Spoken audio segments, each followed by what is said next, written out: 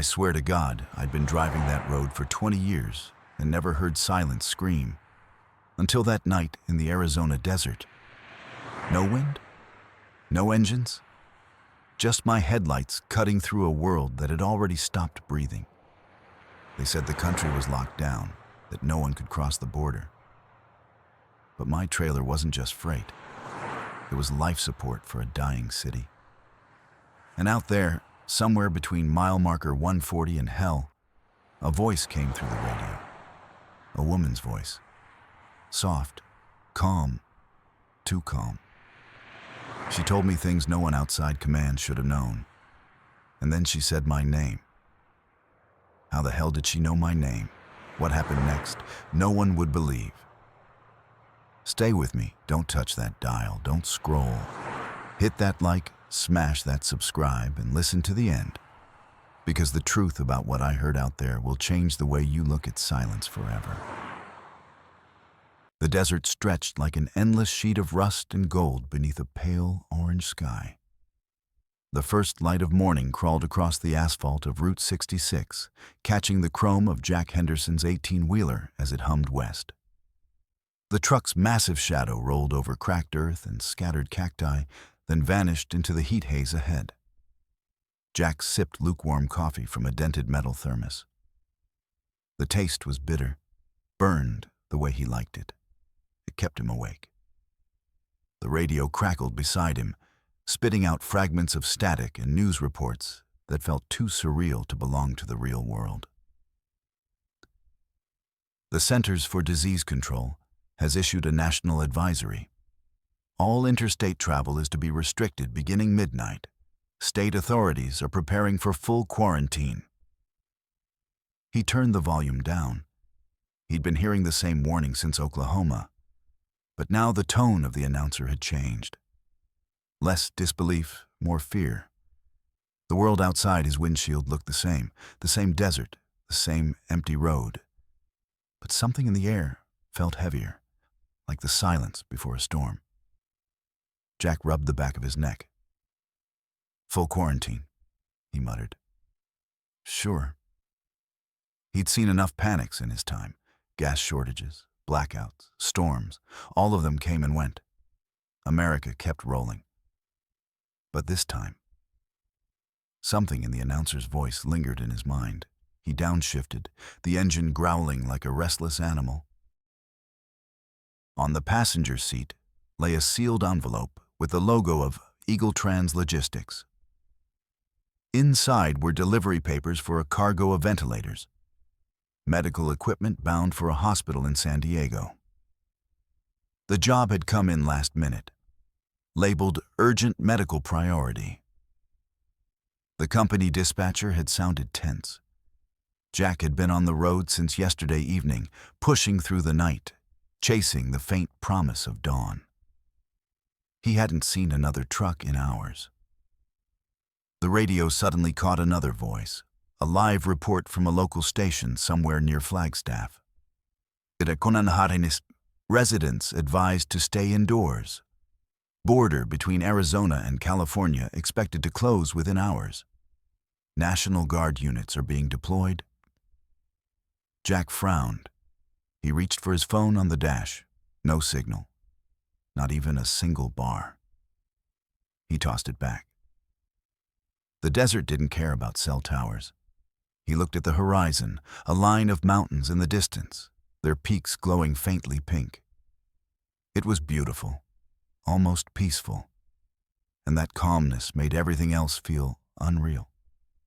He had always loved mornings on the road, that thin space between night and day, when the world belonged only to the truckers, the dreamers, and the lost. But today, it felt different. As he passed an abandoned diner, Ruby's Breakfast Heaven, its sign half fallen and sun-bleached, he noticed something strange. The parking lot was filled with cars, but no one was inside. The glass door hung open, curtains fluttering in the wind. He slowed down but didn't stop. Some things you just didn't need to look at too closely. The CB radio flickered with faint static. He turned the dial. Breaker 19? Anyone copy? A man's voice, raspy, anxious. Another trucker, maybe. Jack pressed the talk button. Copy that?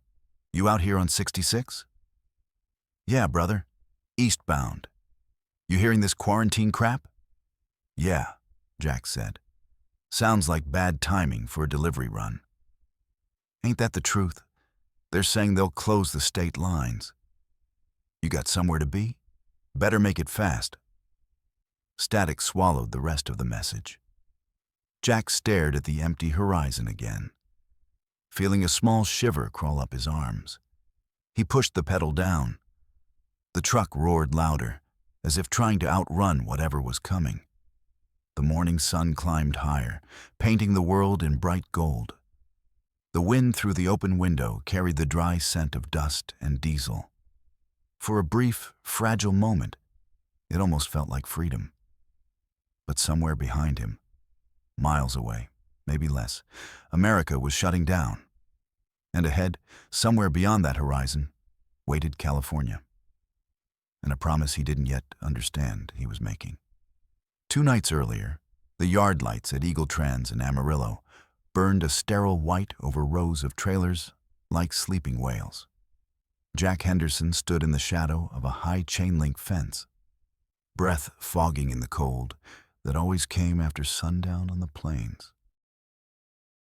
Diesel clung to everything: the concrete, the air, the denim of his jacket. Inside dispatch, a strip of fluorescent flicker lit up the glass door and the paper taped there. Essential loads only, scrawled in red marker, underlined twice. He had finished a milk run to Tulsa and come back empty, figuring he would grab a shower, a real meal, and a few hours of sleep in his cab. Instead, his phone had come alive with a call that did not ask, but pulled, like gravity. "Jack," said the dispatcher, a woman whose voice he recognized but could never place to a face. "I have a medical priority. San Diego. You still running solo?" "Got Manny on deck?" Jack said, though that was only half true. Manny floated in and out like a stray tide. "What's the cargo?" "Ventilators," she said, and the word drew a small silence between them. "Hospitals on the coast are screaming. We've got a pallet count that looks like a prayer." He stared through the fence at the sleepers, at his own rig with the red cab and the faded mural of a hawk someone had airbrushed years ago. "Timeline?" "As soon as humanly possible," she said. "If you leave tonight, you can beat whatever the governors are about to do. If you wait, you might be stuck at the state line. We have a letter for you, federal priority stamped and signed, and hazard pay." Jack pinched the bridge of his nose. Hazard, he thought.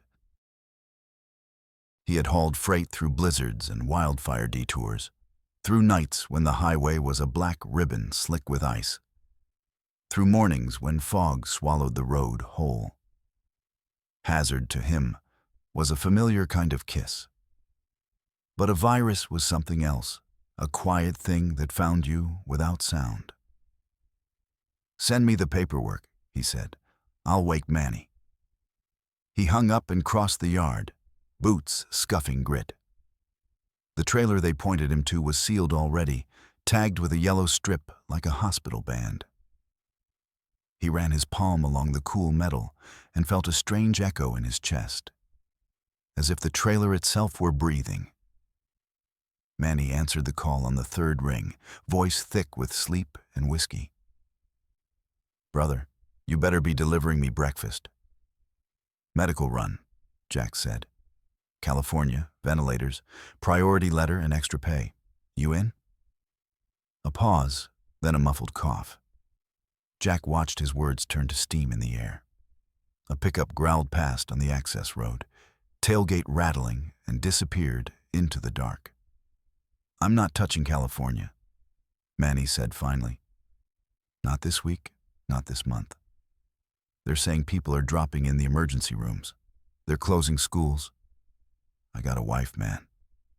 I got a mother in Lubbock. I bring something home, it's on me forever. Jack waited. He could picture Manny scratching his jaw, pacing his one-bedroom apartment with the blinds half open. He could hear the television in the background. An anchor's voice strained thin with urgency that sounded like the wind. "Hazard pay," Jack said. "It's not pennies." "I don't care if it's gold dust," Manny said. His voice softened. "You know, I'll roll with you into a hurricane, brother. But it's not a storm you see coming." Jack leaned against the trailer and looked up. The sky over Amarillo was a darker kind of blue, the kind that you get when a front is moving in, though the air stood still. Somewhere beyond the yard, an empty train horn cried out. One long note through the flatness. "I understand," Jack said. "You can say no too," Manny added. "You don't have to be a hero. Heroes are the first ones to get flowers and the last to sleep." Jack felt the old stubbornness stir. A bone-deep thing, as simple as the knowledge that trucks carry the country on their backs. Groceries, medicine, fuel, paper on which to write the words, "We will be okay." He had never called it heroism. He called it a job. "I'll take it," he told Manny. "Get some rest. Stay safe." "You too," Manny said, and the line went dead with a click that sounded like a door shutting you out. Inside dispatch, the air was too warm. The fluorescent buzzing a thin insect sound. The dispatcher, her badge said A. Collins, slid a sleek folder across the counter. "Route is Amarillo to Albuquerque, then west on the 40. Cut down where you need to dodge closures, but we expect the I-8 line into San Diego to bottle up by tomorrow evening. You'll get a lot of helpful people telling you what you can't do. The letter says otherwise." She tapped the paper. Jack skimmed it. Federal language like a brick wall. Critical medical infrastructure, priority movement, exempt from curfew. A phone number for questions that would never be answered. His name typed neat and wrong. Henderson without the second E. "We'll fix the spelling if someone decides that's the hill to die on," Collins said, catching his frown. Her smile was tired. "You have masks?" "I have a bandana," Jack said. "It kept dust out when I was 15 and broke. Figure it still works." She exhaled. "I'll find you something better. Not that it will fix the world. There's sanitizer by the coffee machine. Use it like it owes you rent." "Copy," he said, and her mouth twitched as if she wanted to laugh but had forgotten how. By the time he climbed into the cab, a frost-brittle moon had pulled itself low over the yard. He sat with the engine off and let the silence hang. The cab smelled of pine cleaner and old leather. A photograph was wedged in the visor, his father beside a red Mack truck, both of them squinting at some merciless summer sun. "Keep the wheels talking," his father used to say. "Keep them talking and they'll tell you where to go." Jack turned the key. The engine came alive rough, then settled into the steady thrum that always soothed him. He watched the gauges climb and level. He traced the route in his mind. Amarillo to Tucumcari, Tucumcari to Albuquerque, the desert unrolling like a bolt of tan cloth. He could make Flagstaff by dawn if the wind didn't knife him, and the patrols didn't turn state lines into brick walls. From there, Mojave, then the long push to the coast. His phone lit up with a text from Manny, "Sorry again." Then a second, "Call me when you hit the line." Jack typed, "Will do," and set the phone face down where it would buzz if the world collapsed. He eased out of the yard and onto the frontage road. The night felt older than usual, like a dog that had seen too much and wouldn't come inside. A tumbleweed darted across the asphalt and caught on the curb, shivering in some unseen breath. Jack rolled down his window and let in the cold. It woke something honest in him. Past the city limits sign, a billboard loomed out of the dark. "Stay home, save lives." Blue letters on white. It looked like a gentle order delivered from a place that had never set foot on a loading dock. He did not resent it. He just could not obey it. The first hours west were wide open, high plains giving way to mesas, then to land that folded and unfolded like a wrinkled map. He found a cafe on the edge of an all-night gas station, the kind where the coffee tasted of burned hope and the pie could make you forgive the coffee. A woman in a baseball cap stood behind the plexiglass they had screwed to the counter that afternoon. She said, with a drill borrowed from the owner of the tire shop next door. "Where are you headed, sweetheart?" she asked through the slot as she slid him a paper cup. "San Diego," he said. "Medical stuff." Her eyes warmed above the mask.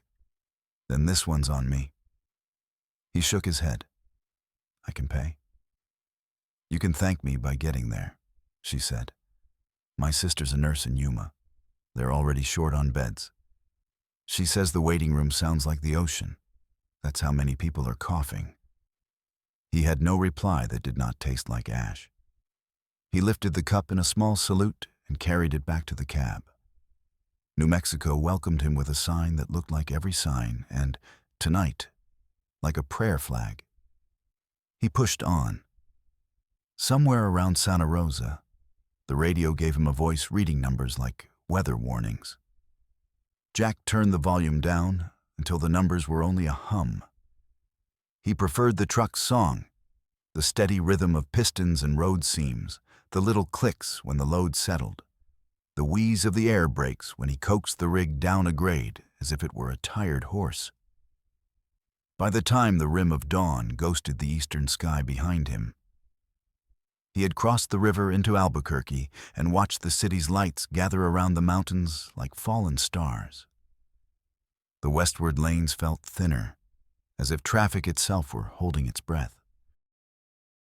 A state trooper sat in the median under a darkened overpass, headlights off. Presence, a quiet wait. Jack kept his speed soft and his eyes steady.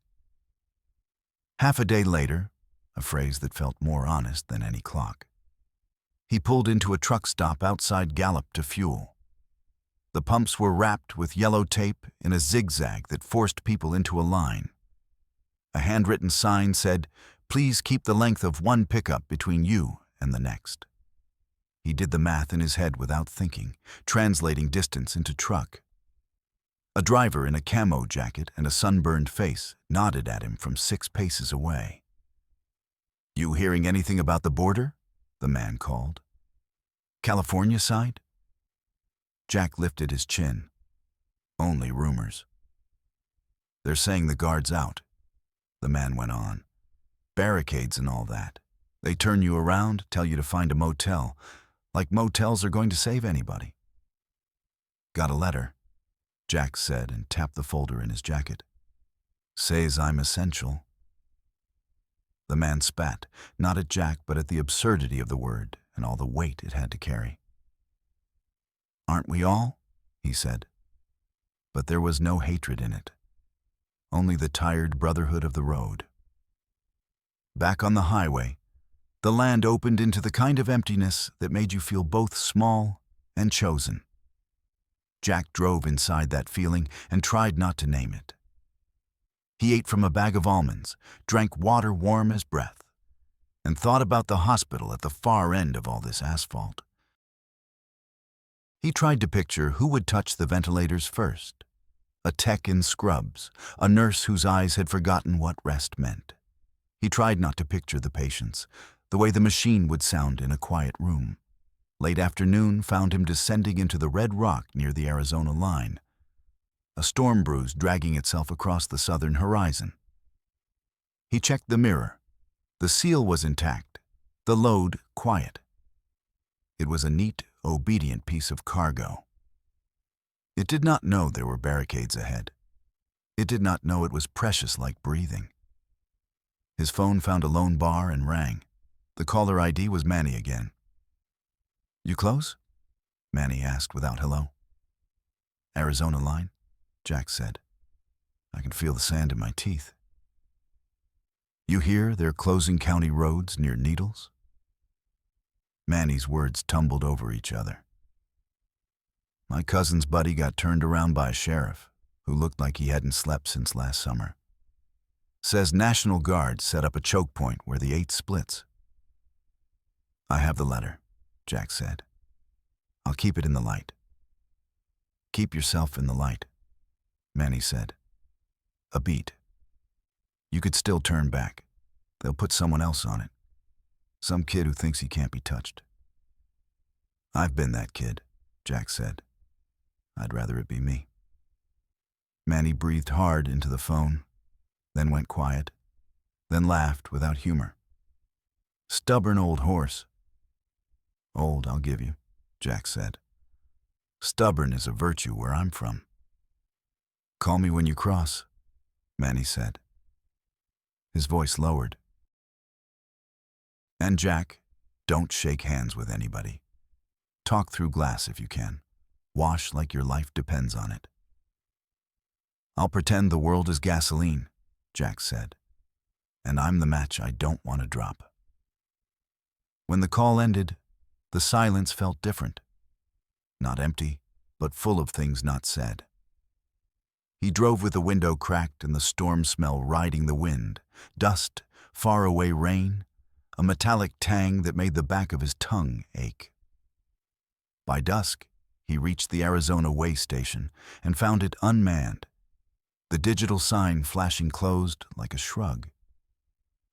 He rolled past and watched the sky abandon its blue for a gravelly purple. The first star showed, arrogant and unaware. He could have stopped then. He could have parked with the others in a gravel lot that had suddenly become a village. Cabs idling, drivers sitting on their steps like front porches. Each man and woman, an island separated by a respectful gap of air. He could have traded stories and voices raised just enough to bridge the space. Could have made a meal on a camp stove. Could have slept. Instead, he kept the wheels talking. What is a promise, he wondered. Except a road you choose in the dark. He had promised no one out loud, and yet the weight in his trailer felt like a vow he had been born to keep. He crossed into Arizona with the river beneath him, whispering secrets. Ahead waited miles of desert, a ghost station he did not yet know he would need. A voice he had not yet heard that would loosen the knot he had taught himself to live with.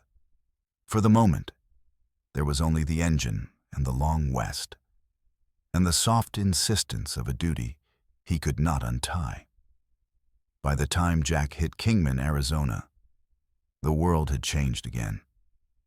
The truck stop he'd known for years, the one with the giant fiberglass cowboy out front and the diner that served biscuits the size of baseball gloves, was now wrapped in yellow caution tape. The parking lot, once filled with laughter, diesel fumes, and country music bleeding from open windows, looked like a quarantined memory. Jack pulled in anyway, needing fuel, needing a moment to breathe. His tires crunched on gravel. He turned off the ignition and listened. No chatter, no radio hum, not even the hiss of another truck's air brakes. Just wind and the occasional rattle of a loose sign tapping against its pole. He climbed down from the cab, boots hitting the dust. The air felt thicker, as if even the desert was holding its breath. A notice flapped against the glass door of the convenience store. Closed by order of the state health department. Jack frowned. The pumps were shut off too, screens blank, hoses hanging limp like dead snakes. A man in a sheriff's uniform stood by a cruiser near the exit. He wasn't blocking the road, not officially, just being there. The kind of presence that meant you're not going anywhere without permission. Jack approached slowly, keeping his hands visible. Morning, he called out. The sheriff squinted at him over mirrored sunglasses. You delivering? Yeah, Jack said. Medical supplies. Got paperwork from Washington. He tapped the breast pocket of his jacket where the letter was folded. The sheriff nodded once, as if he'd heard that line too many times already. Where you headed? San Diego. The man's jaw tightened. California shut down this morning. Full border closure. Only emergency convoys with escort go through now. Jack's throat went dry. That happened fast. The sheriff shrugged, dust swirling around his boots. World moves faster when people are scared. He glanced toward the truck. You alone? Yeah. Then be smart. Don't get caught between counties after dark. Some places don't even let trucks park overnight anymore. Folks are jumpy. Jack felt a pulse of unease behind his ribs. Copy that. Any detours open west? Maybe south through Parker or Blythe, if you catch them before the guard rolls in. The sheriff hesitated, then added, Fuel up wherever you can. These pumps are down, and others will be soon. Jack nodded and started to turn away. Hey. The sheriff's voice stopped him. You're one of the last ones, you know. Everyone else pulled over, waiting this out. Jack gave a half smile. I don't wait well.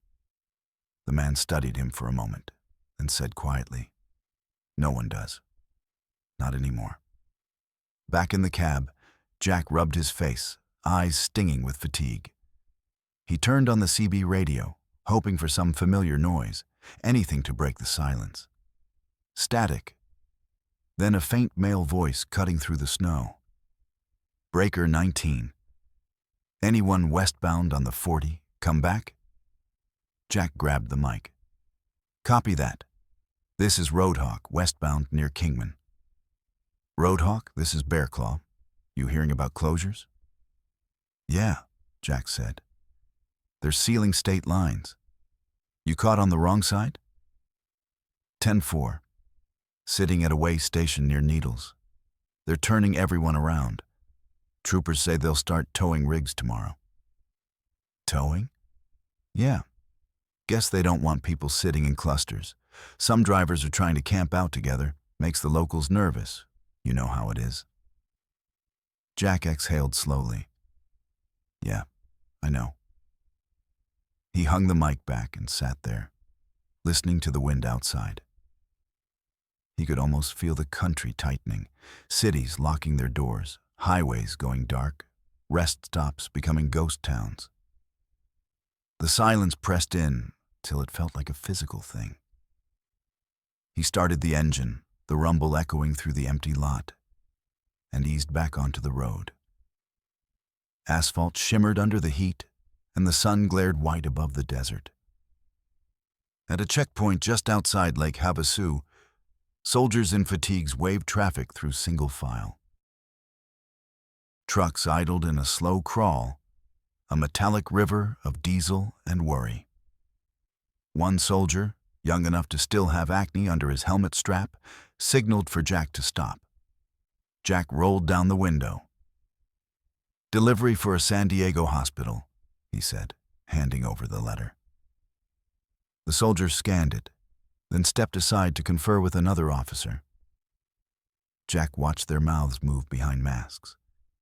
The second man, a lieutenant maybe, came up to the cab. Mr. Henderson, he said, reading the paper again. This says you're cleared for essential transport, but the California border's locked. No guarantees we can get you through. I'm not turning around, Jack said. That cargo's not optional. The officer studied him for a moment, then sighed. Look, I respect that. But once you cross into the quarantine zone, you're on your own. No fuel, no rest stops, no assistance. You break down, you stay where you stop. Jack's eyes hardened. Then I won't break down. The man almost smiled. Truckers always think steel and willpower can beat the world. He stamped the paper and waved him on. "Good luck out there." "Thanks, Lieutenant." The checkpoint faded in the mirrors. Ahead, the road curved through the desert, pale and endless. By late afternoon, Jack's hands ached from gripping the wheel. His phone was useless. No reception, no maps, just a black screen reflecting his own tired face. He passed a billboard that once advertised Vegas in 5 hours. The paint had peeled, the smiling couple half faded, but someone had spray painted across it in red. "Don't go." He laughed once under his breath, the kind of dry, humorless laugh that comes when fear feels too big to fit inside.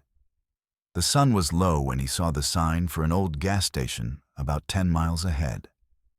Tucker's Fuel and Food, open 24/7. He almost didn't believe it, but the need for diesel and rest made the decision for him. He turned off the main road, gravel crunching beneath the tires. As the station came into view, his stomach tightened. It looked half dead, canopy lights flickering, one pump missing its hose, the windows dark behind faded beer ads. But one thing stood out. A faint glow from inside, as if someone had left a single lamp burning for ghosts. Jack parked, cut the engine, and sat still for a moment. The silence was total, the kind that made you aware of your own breathing. He opened the door and stepped into the dry wind. Somewhere in the distance, thunder grumbled. Or maybe it was something else. He looked at the cracked neon sign, blinking weakly. Tucker's. For the first time since he left Amarillo, Jack felt something close to dread. The road had gone quiet, too quiet. And in that stillness, he realized he might not be the only one stranded here. The last of the sunlight bled out behind the mesas when Jack rolled into Tucker's. The sign flickered like a bad heartbeat, its red neon buzzing faintly against the dark.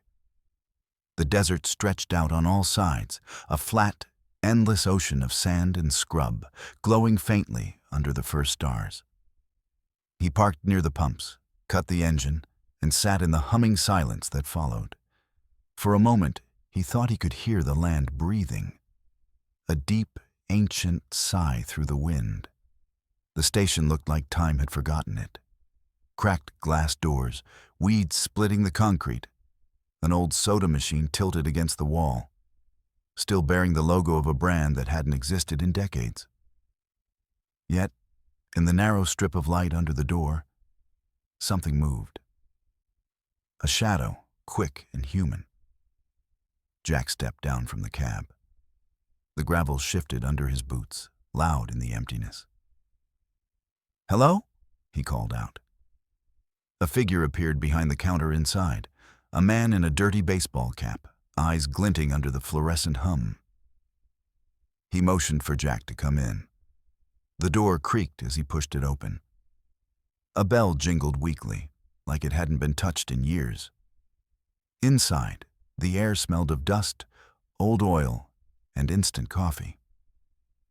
The shelves were half empty, a few cans of chili, motor oil, a row of sun-faded postcards from the Route 66 glory days.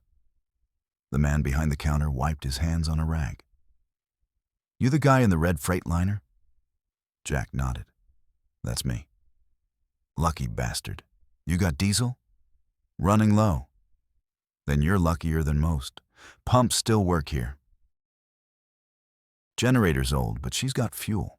Cash only." Jack pulled out his wallet. "You take hundreds." "Only if they're not fake." The man grinned, showing missing teeth. Jack smiled faintly and slid a bill across the counter. "You been out here long?" "Long enough to see the world go quiet." The man's voice was slow, rough like gravel. "Name's Roy. Used to drive trucks myself. Now I just wait for ghosts and wanderers." Jack nodded toward the dark window. "Looks like I'm not the only one." Roy chuckled. "You noticed. Couple others holed up in the back lot. Drivers like you, stranded when the checkpoints went hot. They're keeping to themselves. You might want to do the same. Jack frowned. That bad? Roy's expression darkened. People get weird when they're scared, son. Some want to talk, some want to pray, some want to fight. A sudden sound outside made both men look up. An engine starting, then sputtering and dying.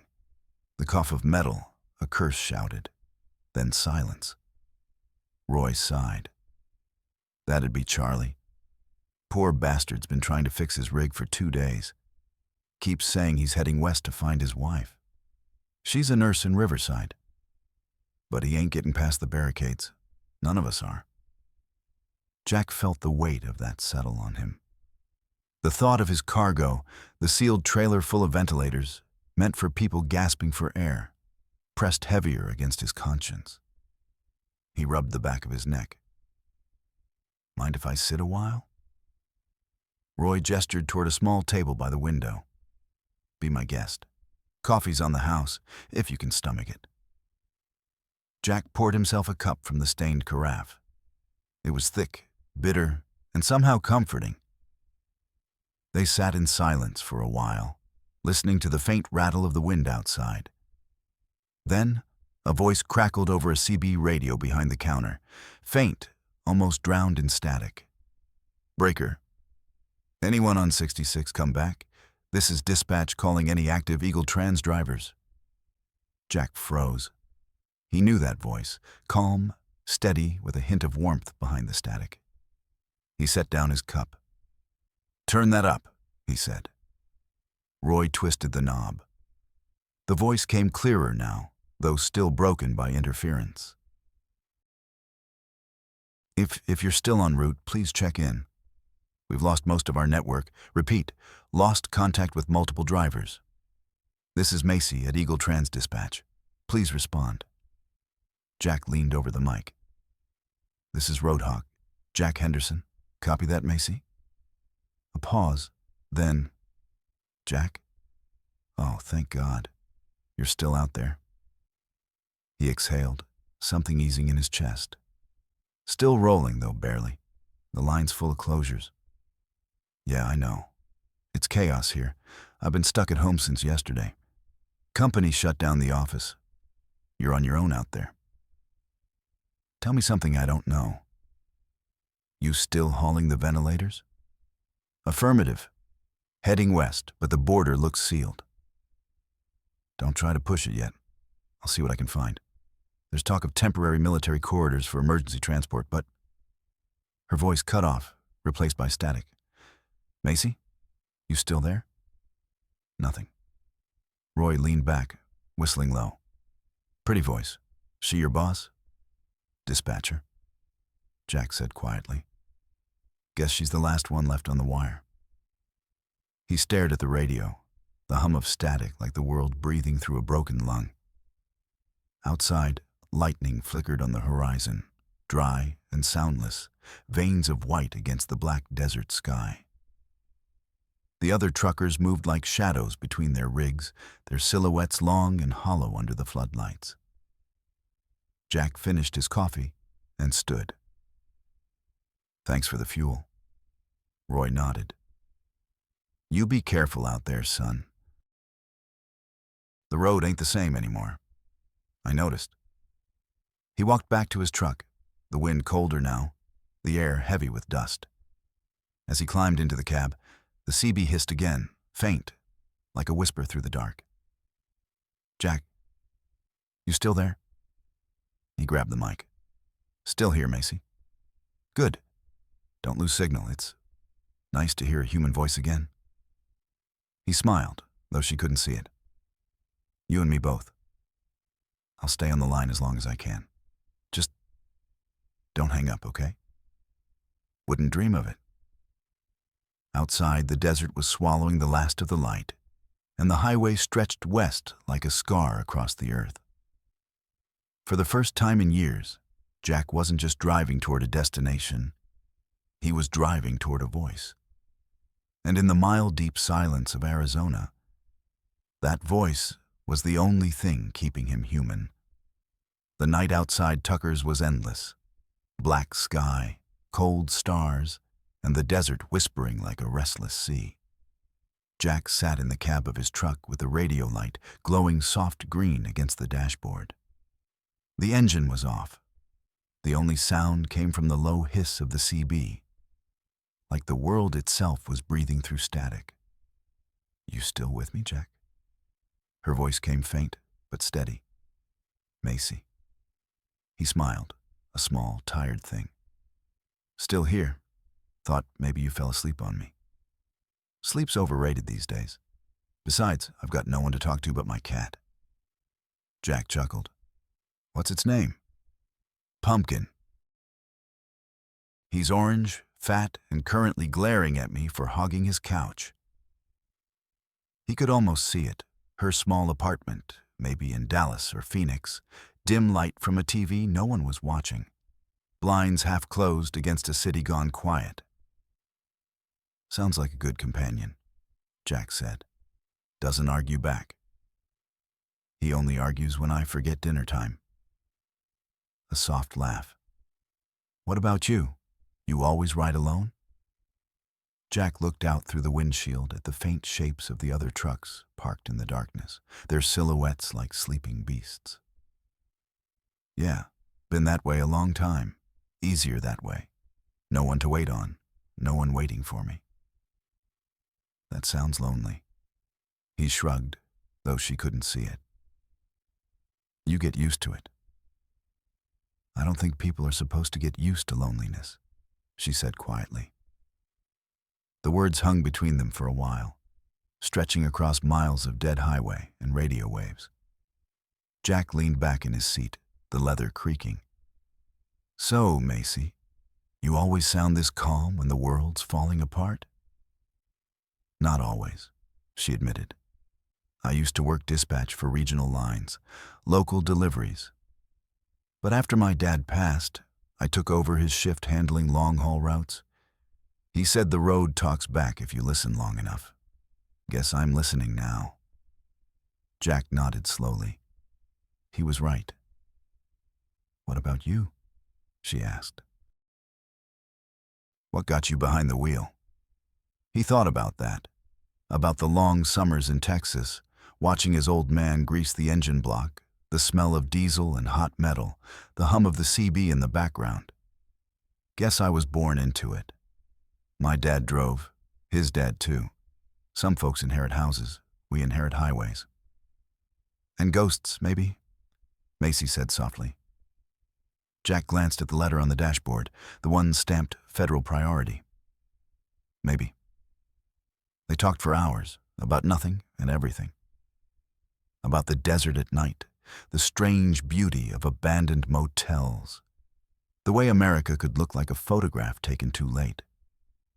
She told him about her home near Flagstaff, about her mother's garden she hadn't seen in months, about her fear of waking up one day and realizing she hadn't spoken to anyone in days. Jack listened. It had been years since he'd listened that closely to anyone. At one point, he caught his reflection in the window, the faint outline of a man who had spent too many years chasing the horizon, finally stopped by silence. "You still there?" she asked softly. "Yeah," he said. "Just thinking." "About what?" "About how strange it is," he said, "that the world had to fall apart for people to start talking again." She didn't answer right away. Then quietly, "Maybe it's the only way we remember what we need." The static deepened, a soft pulse like a heartbeat under her voice. "Jack," she said after a pause, "the company says California's still closed. But they're trying to get clearance for medical freight through Yuma by morning. If you wait it out, you might get through." "Morning?" he repeated. "That's a long wait." "I know, but if you push west now, you'll hit the blockade. You'll get stuck between zones." He rubbed his temples. His eyelids felt heavy, his muscles stiff from days of driving. The radio light flickered, casting faint shadows across the cab. Guess I'll park a while, he said. You keep me company? You kidding? You're the only voice I've got that isn't from the emergency broadcast system. Jack laughed, the first real laugh in days. The sound startled him. It felt almost alien, but good. That's better, Macy said, teasing. You sound human again. Can't have that, he said. Truckers aren't supposed to be human. We're just wheels with a pulse. Well, she said, you've got more of a pulse than most. They talked until the horizon turned from black to gray, until the first pale thread of dawn stretched over the desert. At some point, Jack realized he'd been smiling the whole time. He didn't know what she looked like, couldn't guess her age, her face, her life beyond the static. But her voice had color, warmth, and something that made the desert feel less empty. As the sun began to rise, he said, Macy? Yeah. Thanks for the company. Anytime, Roadhawk. The nickname made him grin. You just made me sound like a comic book character. Then you better make it to the next chapter, she said. Static hissed again, gentle and constant, like a promise, fragile but real. Jack leaned his head back and closed his eyes. For the first time in days, he felt safe enough to sleep. Outside, the world was still quiet, a mile of silence stretching in every direction.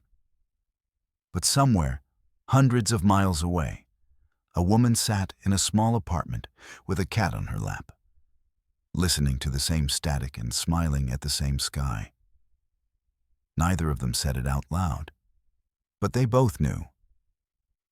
This wasn't just radio chatter anymore. It was connection. By the third sunrise, the desert didn't look like freedom anymore. It looked like a cage made of light and dust. Jack sat on the hood of his truck, sipping the last of his coffee, watching heat shimmer above the highway. The other rigs had gone.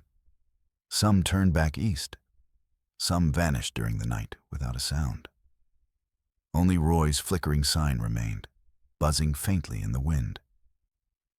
He'd been talking to Macy every few hours, brief check-ins, bits of laughter, scraps of normalcy. But the last 12 hours had been quiet. Too quiet. He picked up the mic again. Breaker 19, this is Roadhawk. Macy, you copy? Static. He turned the dial, scanning through frequencies. Nothing. Come on, sweetheart.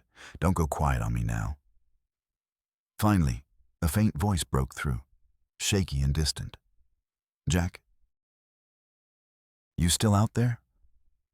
He exhaled hard, relief washing over him. Yeah, I'm here. You gave me a scare. Sorry. Power keeps cutting out. Whole grid's unstable. I've been using a backup generator, but... Her voice trailed off. Jack could hear coughing in the background, dry, shallow, like someone trying not to show weakness. Macy? He said, voice tightening. You okay? Yeah, she said quickly. Just tired. Haven't slept much. You sound sick. Everyone sounds sick these days. He frowned, staring out across the empty desert. Where are you? Flagstaff, apartment near the edge of town. I can see the highway from my window, or what's left of it. Looks like a ghost road. Macy, if you're not feeling right, you need to call someone. Get checked. She laughed softly, a small, fragile sound. Jack, hospitals aren't taking anyone unless they're dying. Half the staff's already infected. I'm better off right here. He gripped the mic tighter. That's not how it works. I know, she whispered. Then quieter, but it's okay. I'm not scared anymore. The silence that followed hit harder than wind or heat. Jack sat motionless, his heart pounding in his chest. Macy, don't do that. Don't start saying goodbye. I'm not, just trying to be honest. Then be honest about this. You're gonna hang on. You hear me? You're gonna wait until I get through this blockade. Jack, you can't. They sealed the border this morning. National Guards shooting warning rounds near Yuma. No one's getting in or out. I'll find another way. There is no other way. He ran a hand through his hair, jaw tight. There's always another way. Jack. The way she said his name made him pause. There was something in it. Warmth, sadness, and something else he couldn't name.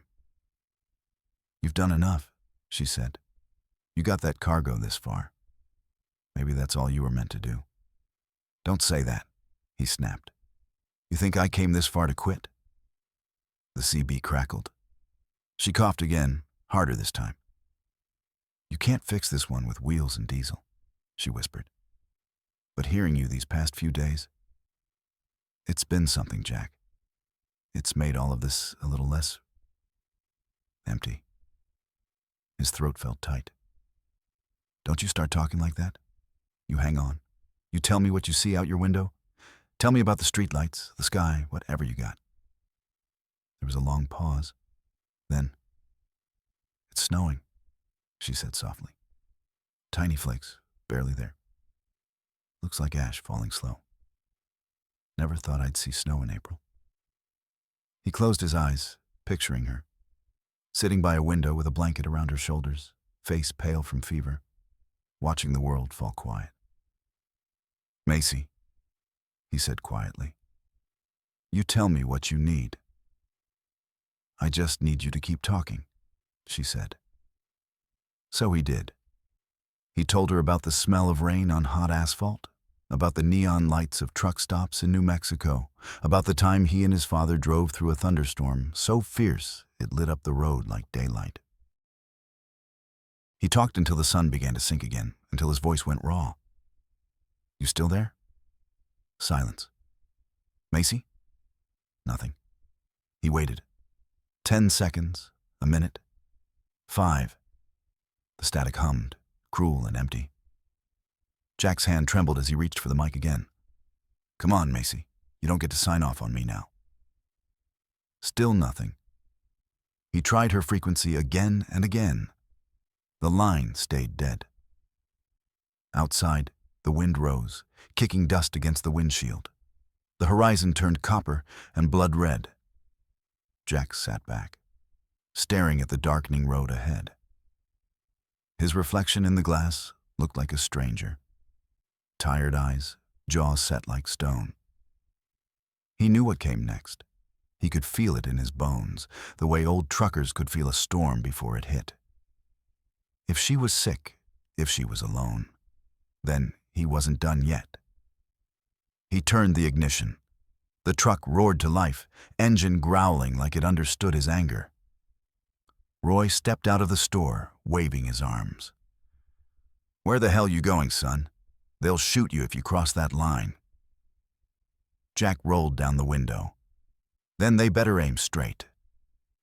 He put the rig in gear and pulled out, gravel spitting under the tires. As the road unrolled before him, long, empty, and forbidden, he pressed the mic to his lips one more time. Macy, if you can hear me, I'm coming. The CB hissed softly like breath in the dark. No answer. But Jack didn't need one. The night burned orange over the desert, not from the sun, but from floodlights and smoke. The western horizon was a blur of motion.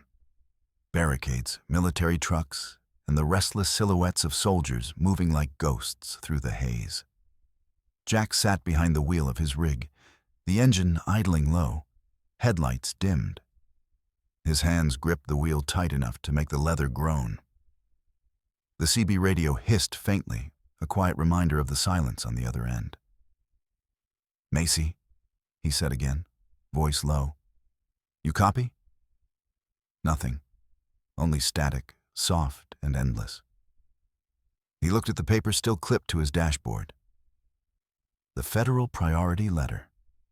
It was creased, smudged with sweat and dust. The official stamp glared up at him, meaningless now. Jack shifted into first gear and said to no one, Guess I'll have to make my own clearance. He pressed the pedal.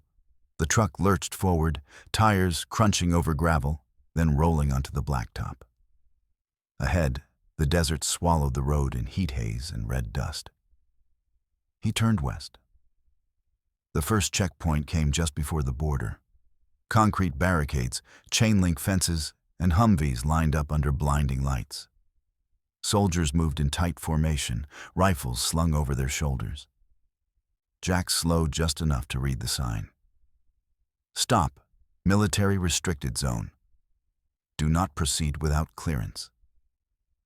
He didn't stop. A soldier stepped forward, raising his hand. Driver, pull over, now. Jack rolled down the window just enough for his voice to carry. Medical delivery. Federal authorization. The man's radio crackled as he spoke into it, eyes squinting at Jack's headlights. Copy that. We've got another one claiming priority clearance. But Jack was already pressing the accelerator. The truck roared, diesel smoke billowing behind it. Hey, stop! That's an order. The barricade ahead was a wall of concrete barriers with a narrow gap just wide enough for a rig if you didn't care about paint or mirrors. Jack aimed straight for it. Shouts erupted behind him. The flash of movement, soldiers scattering. Someone fired a warning round into the air. Jack didn't flinch. The 18-wheeler slammed through the gap, scraping metal against concrete. Sparks flew, mirrors shattered. The impact threw him forward in his seat, but the truck held steady. He was through. The road beyond was empty, black and wide, stretching into a land gone dark. The radio came alive suddenly, the voice frantic. Unknown truck, you have breached federal quarantine. Stop immediately, or you will be fired upon. Jack grabbed the mic. This is Roadhawk, Eagle Transmedical. I've got a load of ventilators for St. Mary's Hospital, San Diego. You want to explain to your CO why you stopped a medical shipment? Static. Then, a strained voice. Repeat, you are in violation of emergency order? He shut the radio off. He'd made his choice. The highway ahead twisted through the desert, moonlight painting the sand silver. The world outside the cab felt unreal. A dream made of dust and adrenaline. He drove fast, faster than he should have with that kind of load. The rig rumbled over the asphalt like thunder, the engine screaming as the wind tore past the mirrors. Macy's voice echoed in his head, the laugh, the softness, the way she'd said just keep talking. He talked out loud now, to no one, to her, to himself. You better be alive, sweetheart. You better not quit on me now. A flash of headlights appeared in his mirror. A convoy, 3 military vehicles closing fast. The radio barked back to life. Unknown rig, stop immediately. You are under pursuit. Jack shifted down, heart hammering. Not tonight. He took an exit ramp he barely saw until the last second, tires screaming as the truck leaned hard. The convoy overshot, their headlights slicing the darkness. The exit dumped him onto a smaller highway, cracked, forgotten. No lights, no signs, just desert stretching forever. For a long time, it was only him and the hum of the road. Then, faint, almost like a ghost, the radio crackled. Jack? He froze, grabbed the mic. Macy, I'm here. You shouldn't be, she coughed, voice thin. They'll shoot you if they catch you. I've been shot at before. You're insane. Maybe. But I'm still driving. There was a soft sound. Not quite laughter, not quite tears. Jack, you can't save everyone. I'm not trying to save everyone, he said. Just one person. You're a fool. Then you better still be around to tell me that in person. For a moment, silence. Then she whispered, Jack. The snow stopped. He swallowed hard. That's good. Means the storm's passing. No, she said quietly. It means the world's holding its breath. The radio clicked off again. Jack slammed his palm against the wheel. Damn it. The truck tore through the night, engine howling. Ahead, the road dipped toward the faint lights of a distant town, the edge of California, maybe, or the edge of the world. He didn't know how far he could go before they stopped him for good. But he knew this. He'd rather die moving forward than wait for permission to do what was right. He reached the state line just before dawn. The sun a thin line of fire on the horizon. The road sign read, "Welcome to California" in chipped paint, bullet holes marking the O. Behind him, no more pursuit. Ahead, only silence. Jack exhaled slowly, gripping the wheel. Hang on, Macy, he said under his breath. I'm almost there. The CB hissed softly, just static again, endless and patient. He kept driving anyway. Dawn came slow over the Mojave, spilling pale gold across miles of nothing. Jack's truck cut through the morning silence like a moving scar, its headlights still burning against the dim horizon. The asphalt glowed faintly, cracked and sun-bleached, as if the desert itself had aged overnight. He hadn't slept in 2 days.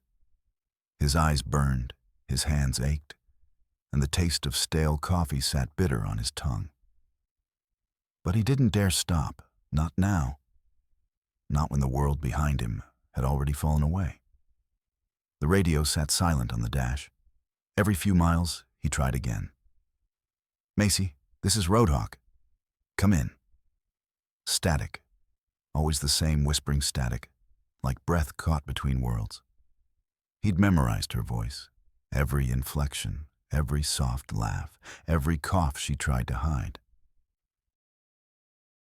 Now the silence felt louder than anything. A sign flashed by. Barstow, 50 miles. He'd made it across the border sometime before dawn, sneaking past a deserted checkpoint where the gate hung open and the soldiers were gone. The sand was littered with empty ration boxes and a torn flag half buried in dust. No one had stopped him. No one was left to. He drove through abandoned rest stops and shuttered diners, past billboards bleached to ghosts. Every so often, he'd see a flicker of movement, a figure in the distance, gone before he could be sure. The world had gone quiet in the strangest way. Not dead, just paused. Jack pressed the mic again. Macy, if you can hear me, I crossed the line. You were right. It's bad out here. But I'm still rolling? He waited. Nothing. He leaned forward, forehead resting against the steering wheel. Talk to me, sweetheart, he whispered. And then, faintly through the static, a sound. Jack? He sat up fast. Macy, I hear you. You okay? Barely, she said.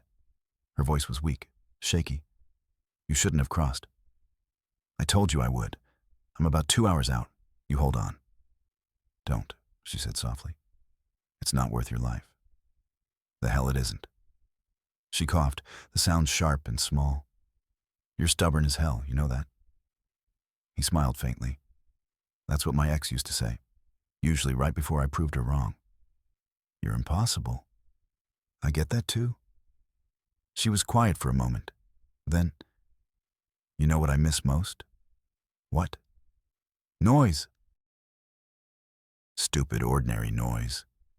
The kind you never notice. Traffic, footsteps, people arguing in the hall. Now it's just sirens. Sometimes nothing at all.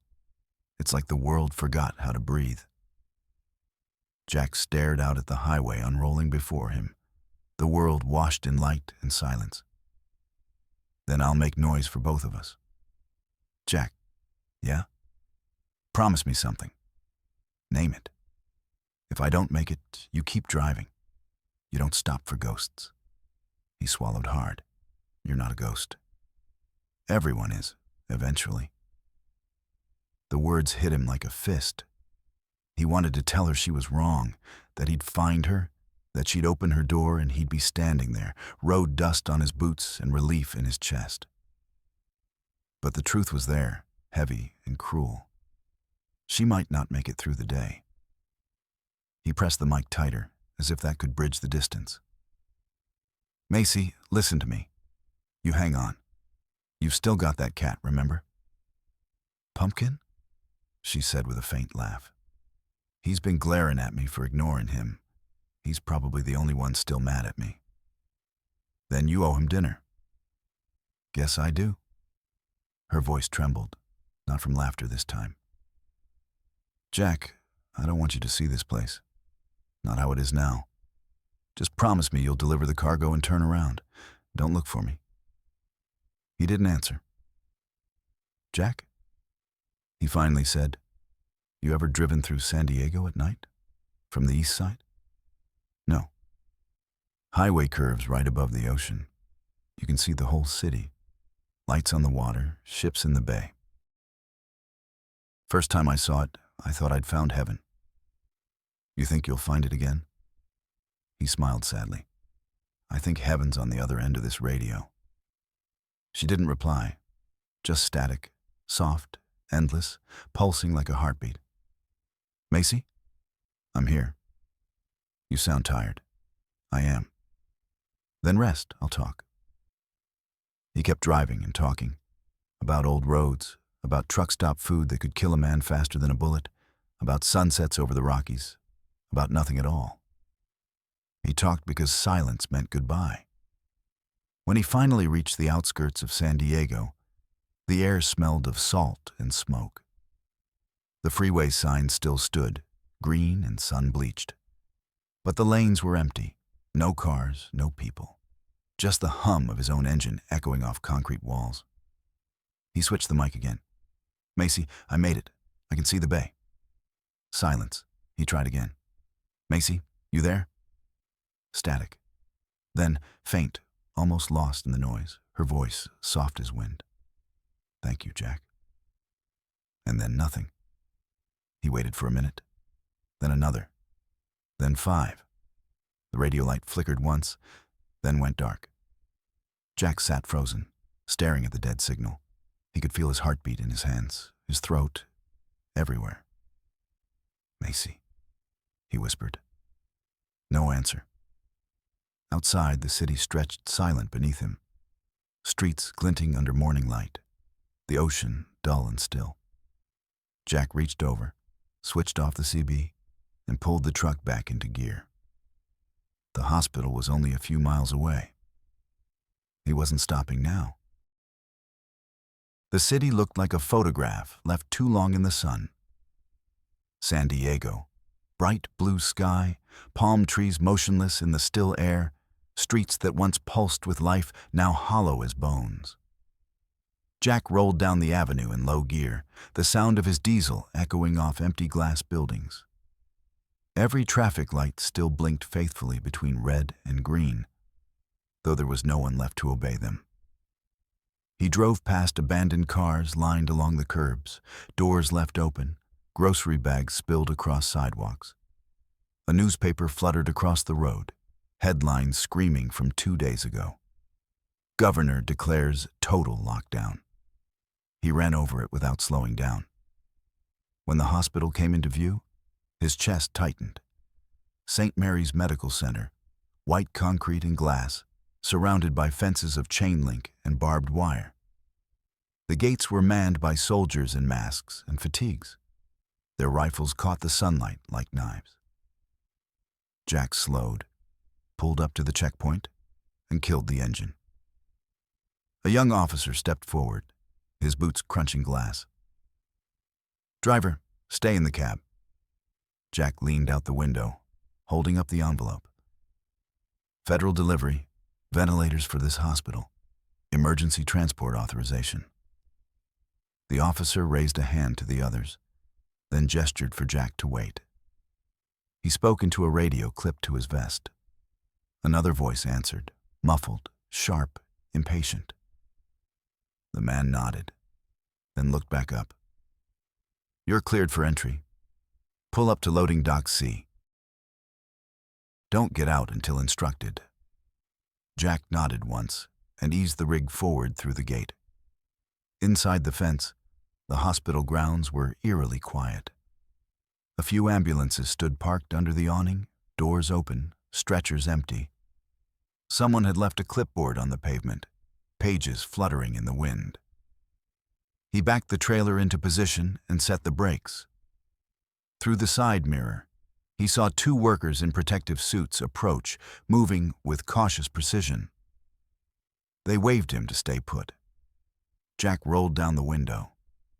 "It's all yours," he called. One of them nodded, voice muffled behind a respirator. "We'll handle it. You need to stay inside the vehicle."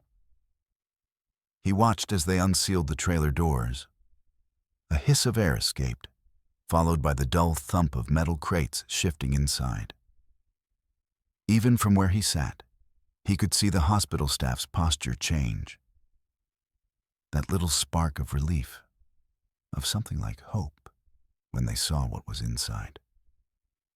He closed his eyes, exhaustion washing over him.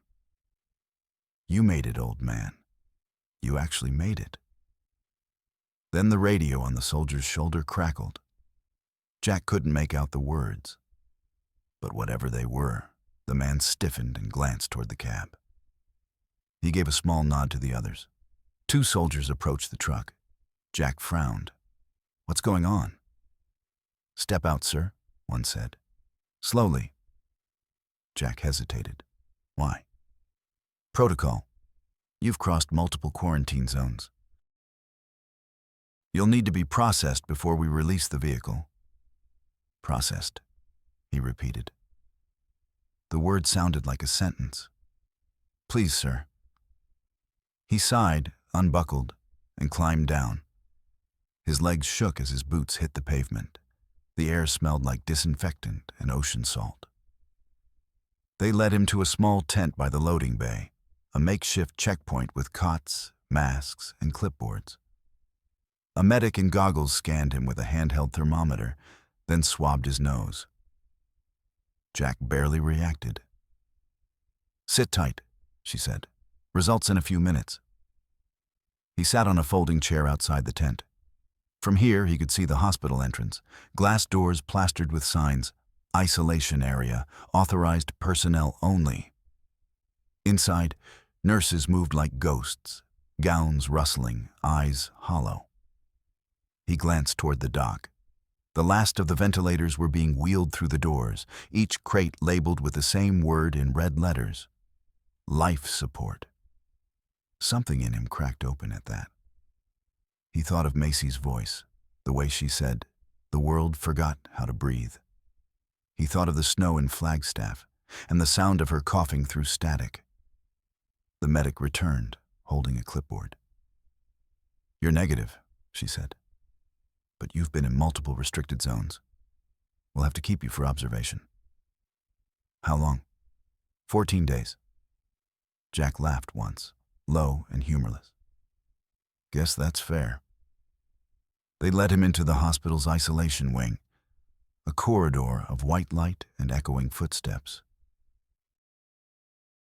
His quarantine room was small. Bed, sink, metal chair, window overlooking the bay. Through the glass, he could see the city, quiet, still, unreal. A single gull drifted past, wings cutting through the pale sky. He sat on the bed, elbows on his knees, staring at the radio they'd confiscated from the truck and left on the counter.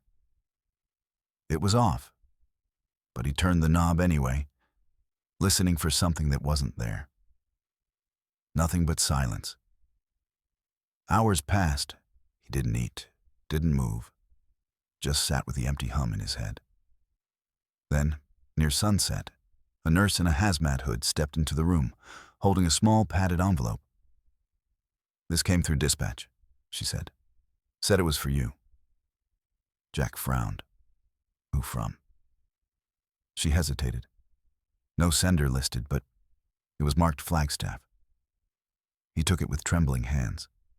Inside was a USB drive and a folded scrap of paper. One line written in a shaky hand. For Jack. Play me when it gets quiet. He looked up, but the nurse was already gone. He plugged the drive into the small hospital monitor on the table. After a moment, the screen lit up. A video, grainy and flickering. Macy appeared. She was sitting near a window, snow falling behind her. Her hair was pulled back, skin pale, eyes tired but calm. "Hey, Jack," she said, voice faint but steady. "If you're seeing this, it means you made it." She smiled weakly. "I knew you would." Jack swallowed hard. His throat felt tight. "I'm sorry I couldn't stay on the line," she said. "The power went out.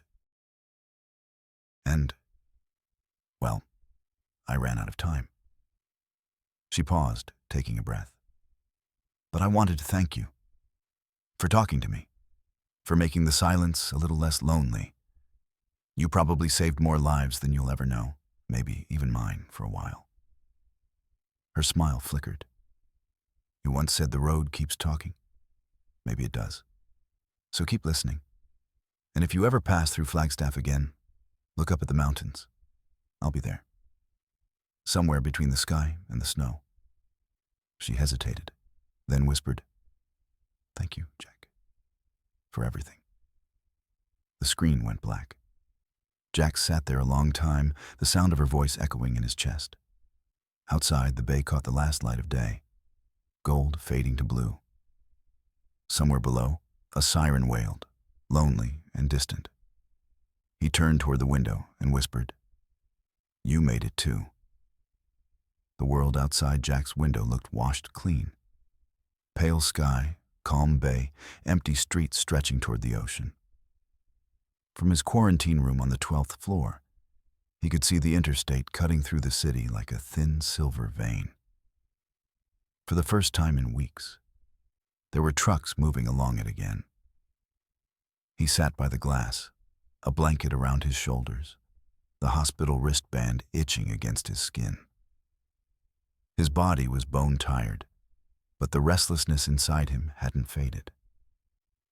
The hum of machines from the hallway, respirators, monitors, the slow rhythm of people fighting to stay alive, had become a kind of background music to his days.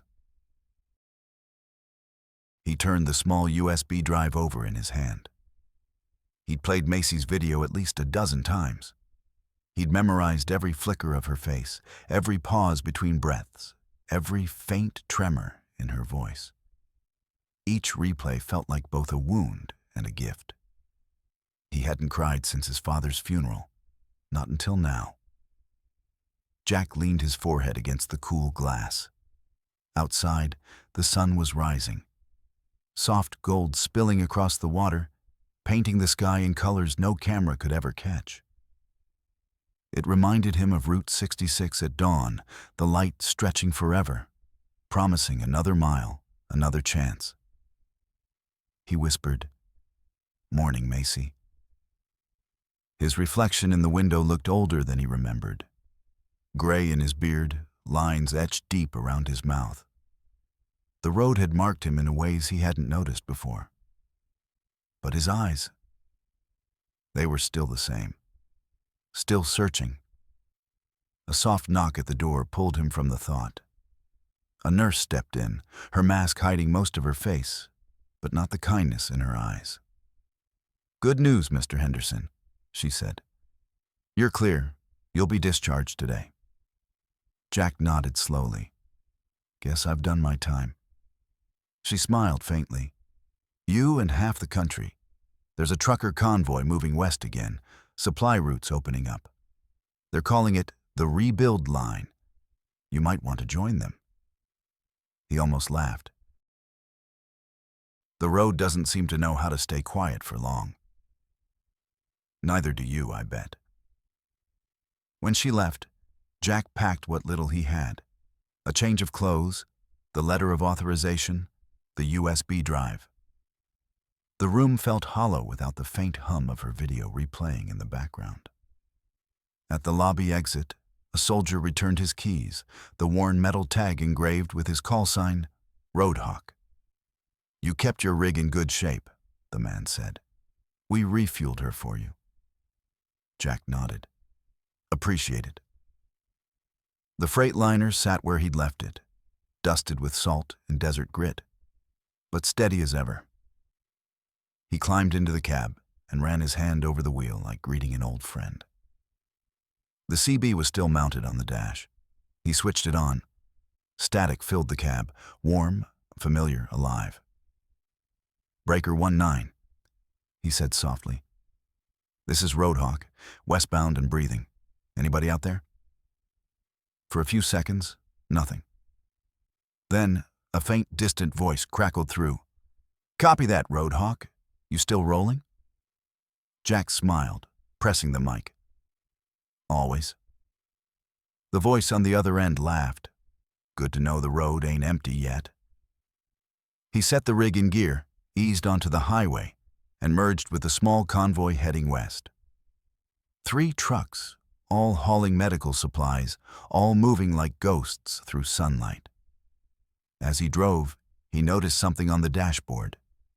A small folded paper, tucked under the CB mount. He unfolded it, heart thudding. It was another note. Different handwriting this time, the nurse's maybe. From Eagle Trans Dispatch Storage, labeled for you. He turned it over. One sentence, written in a familiar, delicate scrawl. Thank you for getting there. Jack stared at the words until they blurred. Then he laughed, a sound halfway between joy and ache. He turned up the radio. Somewhere ahead, the wind was carrying voices again, truckers, medics, people talking like the world hadn't ended, like maybe it never would. He rolled down the window, letting the salt air rush in. The city fell behind him, the open road stretched ahead, endless, waiting, alive. The CB hissed quietly, steady and constant, like breath. Jack spoke into it one last time, his voice low and sure. Macy, if you're listening, I kept driving. You were right. The road still talks. He paused, smiled at the horizon. And I'm still listening. The desert wind roared through the cab, filling the silence she left behind. And for the first time in a long time, Jack didn't feel alone. Thank you for listening to this story. If you enjoyed it, please like, subscribe, and share your thoughts in the comments. Your support inspires new journeys and new stories to come.